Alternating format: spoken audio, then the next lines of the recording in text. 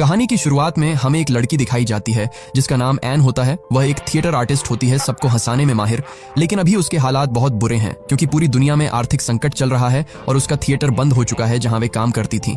अब वो किसी काम की तलाश में है। वहीं दूसरी तरफ हमें कार्ल नाम का एक फिल्म डायरेक्टर दिखाया जाता है जो एक बहुत ही लालची किस्म का इंसान होता है। कार्ल अपने प्रोड्यूसर्स के पास जाता है और उन्हें एक नई फिल्म का आइडिया सुनाता है और कहता है कि वो एक ऐसी फिल्म बनाना चाहता है जो आज तक इस दुनिया में किसी ने नहीं सोचा। प्रोड्यूसर्स पूछते हैं कि ऐसा कौन सा आइडिया है। तब कार्ल उन्हें बताता है कि इस दुनिया में एक ऐसा रहस्यमयी आइलैंड मौजूद है जिसका नाम स्कल आइलैंड है, जहां आज भी ऐसे खतरनाक जीव रहते हैं जिन्हें आज तक किसी ने नहीं देखा। मैं बस उन्हीं की एक फिल्म बनाऊंगा, आप मेरी फिल्म में पैसे इन्वेस्ट कीजिए। ये सुनकर प्रोड्यूसर्स कहते हैं कि तुम बाहर इंतजार करो, हम आपस में बात करके डिसाइड करते हैं। कार्ल रूम से बाहर जाता है और दरवाजे के कान लगाकर प्रोड्यूसर्स की बातें सुनता है। प्रोड्यूसर्स कहते हैं कि कार्ल अब पूरी तरह से पागल हो चुका है, वो बहकी बहकी बातें करने लगा है। अगर ऐसा ही रहा तो वो हमारे पैसे डूबा सकता है, इसलिए हमें उसकी पुरानी फिल्मों में इन्वेस्ट किए हुए पैसे भी वापस ले लेने चाहिए। कार्ल ये सुनकर वहां से 9-2-11 हो जाता है, यानी भाग जाता है, क्योंकि उसे किसी भी हाल में स्कल आइलैंड पर खतरनाक जीवों की फिल्म बनाने का सपना पूरा करना था। अब कार्ल को अपनी फिल्म में काम करने के लिए एक हीरोइन की जरूरत होती है, लेकिन उसके डूबते हुए करियर और उसके अटपटे आइडिया को देखकर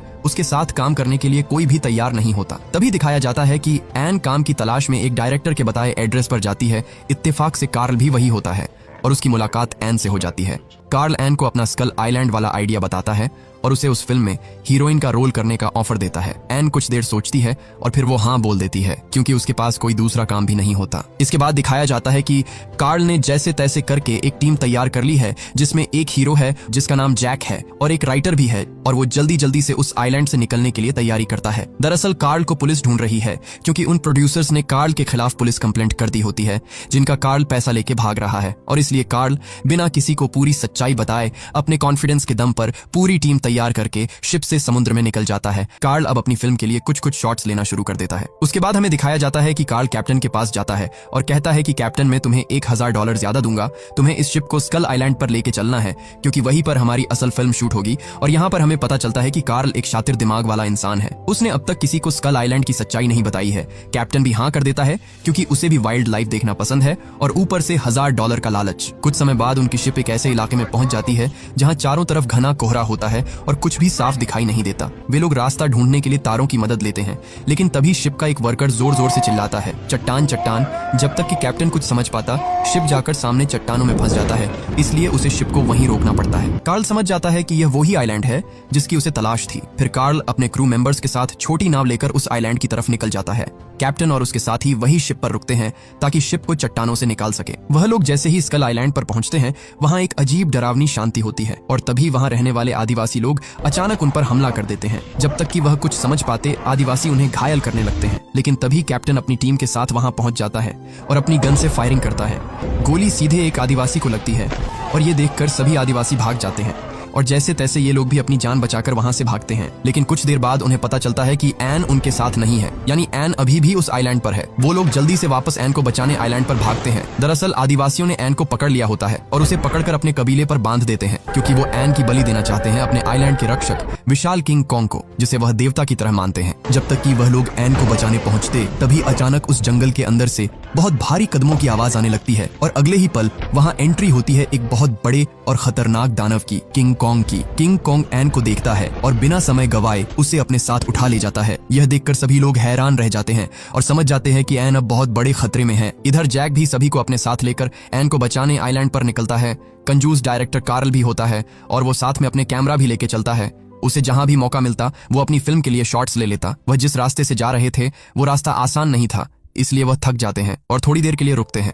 अगले दिन उन्हें उस आइलैंड पर दिखते हैं विशाल डायनासोरों का एक झुंड। डायरेक्टर कार्ल इसका भी फायदा उठाना चाहता था और अपनी फिल्म के हीरो यानी जैक को कहता है कि तुम आगे जाओ, मैं शॉट्स ले लेता हूँ। लेकिन उसकी इस बेवकूफी से डायनासोर का ध्यान उनकी तरफ चला जाता है और वे सभी उनके पीछे भागने लगते हैं। अब वहां अफरा तफरी मच जाती है और सभी अपनी जान बचाकर भागने लगते हैं। इसी बीच कुछ छोटे लेकिन बहुत खतरनाक डायनासोर लोगों पर हमला करने लगते हैं और उनकी टीम के कुछ लोग मारे जाते हैं। वहीं दूसरी तरफ किंग कॉन्ग एन को लेकर एक सुरक्षित जगह पर पहुंचता है। एन डर के मारे बेहोश हो जाती है। जब एन को होश आता है तो वह अपने सामने किंग कॉन्ग को देखती है और धीरे धीरे वहां से भागने की कोशिश करती है, लेकिन कॉन्ग उसे देख लेता है और गुस्से में उसे फिर से पकड़ लेता है। तभी एन को एहसास होता है कि अगर कॉन्ग उसे मारना चाहता तो अब तक मार चुका होता। इसके बाद एन अपने थिएटर के हुनर का इस्तेमाल करती है और कोंग के सामने अलग अलग तरह की एक्टिंग और मजेदार हरकतें करने लगती है।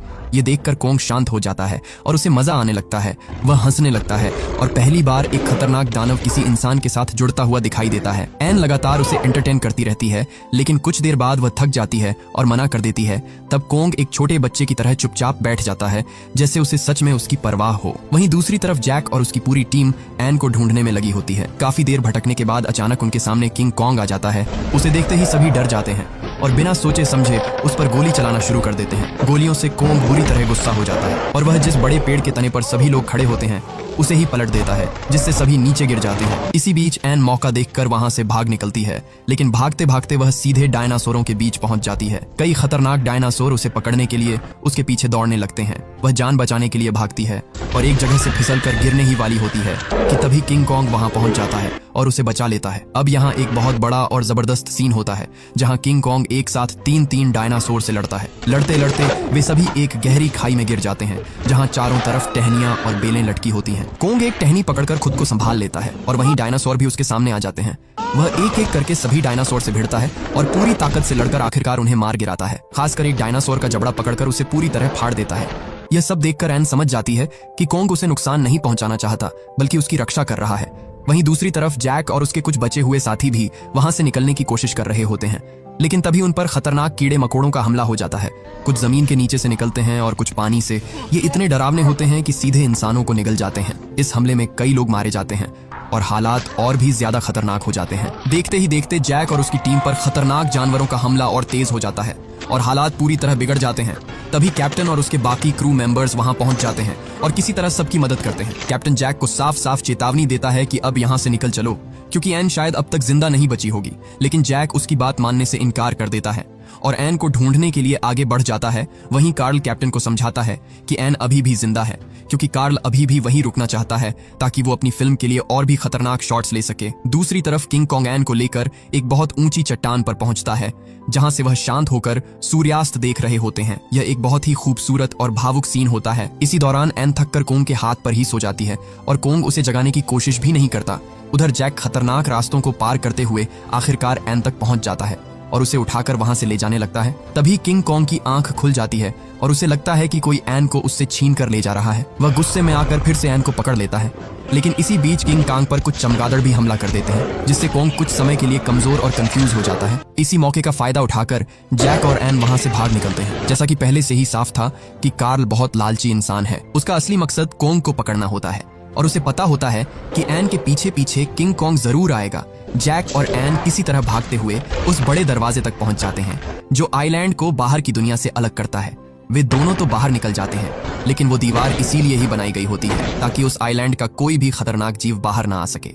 लेकिन एन को पाने के लिए किंग कॉन्ग उस विशाल दीवार को भी पार कर जाता है और आखिरकार बाहर की दुनिया में आ जाता है। और कार्ल भी यही चाहता था। इधर शिप पर मौजूद सभी लोग कार्ल के कहने पर किंग कॉन्ग को पकड़ने की पूरी तैयारी कर लेते हैं। वे बड़े बड़े जाल बिछाते हैं और साथ ही क्लोरोफॉर्म भी तैयार रखते हैं, ताकि जैसे ही कॉन्ग बाहर आए उसे बेहोश करके पकड़ लिया जाए। लेकिन सच ये था कि इतने बड़े और ताकतवर जानवर को एक जाल से रोकना लगभग नामुमकिन था। जैसे ही किंग कॉन्ग एन को दूर जाते हुए देखता है, वह पूरी तरह बेकाबू हो जाता है और एक एक करके सारे जाल तोड़ देता है। तभी लोग जल्दी जल्दी बोट में बैठकर वहां से निकलने लगते हैं। कॉन्ग उनके पीछे आता है, लेकिन उसी समय उस पर क्लोरोफॉर्म फेंका जाता है और साथ ही गोलियां भी चलाई जाती हैं। एन बार बार सबको रोकने की कोशिश करती है और कहती है कि कॉन्ग को मत मारो, वह किसी को नुकसान नहीं पहुंचाना चाहता। लेकिन इंसानों की लालच और डर के आगे कोई नहीं सुनता। आखिरकार इतना शक्तिशाली दानव भी इंसानों की चालाकी के आगे हार जाता है और बेहोश हो जाता है। कार्ल अपनी इस जीत के बाद उसे शहर ले आता है और वहां एक बड़ा शो आयोजित करता है और सभी को पता चलता है कि कार्ल कोई ऐसी चीज दिखाने वाला है जिसे आज तक दुनिया में कोई नहीं देखा।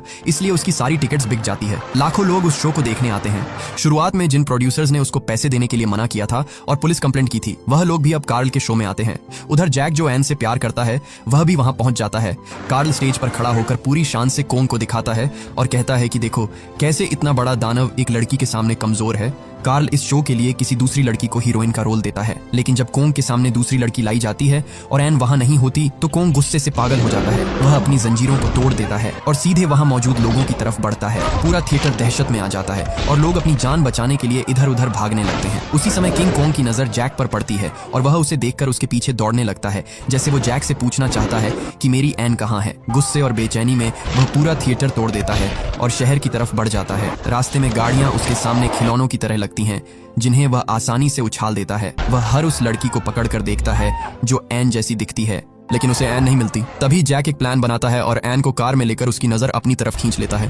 किंग कोंग उनके पीछे भागता है और आखिरकार एन उसके सामने आ जाती है। एन को देखते ही कोंग शांत हो जाता है और काफी खामोशी से उसे देखता है, मानो वो एन को पूछना चाह रहा हो कि अब तक कहाँ थी तुम। अब कोंग उसे अपने साथ शहर से दूर एक ठंडी जगह पर ले जाता है जहाँ चारों तरफ बर्फ जमी होती है। वहाँ कोंग पहली बार एक बच्चे की तरह व्यवहार करता है। वह बर्फ में खेलता है, घूमता है और एन के साथ खुशी खुशी मजे करने लगता है, जैसे उसे एन के अलावा कुछ भी नहीं चाहिए हो। लेकिन यह सुकून ज्यादा देर तक नहीं टिकता, क्योंकि तभी वहां पुलिस और फौज पहुंच जाती है। कोंग एन को बचाते हुए वहां से भागता है और शहर की सबसे ऊंची बिल्डिंग पर चढ़ जाता है, जहां से नीचे से उसे मारना मुश्किल होता है। तभी आसमान में प्लेन्स आ जाते हैं और कोंग पर चारों तरफ से गोलियां बरसाने लगते हैं। एन बार बार उन्हें रोकने की कोशिश करती है और चिल्लाती है कि फायरिंग मत करो, लेकिन उसकी कोई नहीं सुनता। कोंग बुरी तरह घायल होने के बाद भी एन को बचाने की कोशिश करता रहता है, लेकिन आखिरकार लगातार हमलों की वजह से वह कमजोर पड़ जाता है। प्लेन से लोग लगातार उसकी पीठ पर गोलियां चलाते हैं और एन भी रो रही होती है। और फिर एक बेहद दर्दनाक पल आता है जब किंग कोंग उस ऊंची बिल्डिंग से नीचे गिर जाता है। नीचे खड़े लोग उसे ऐसे देखते हैं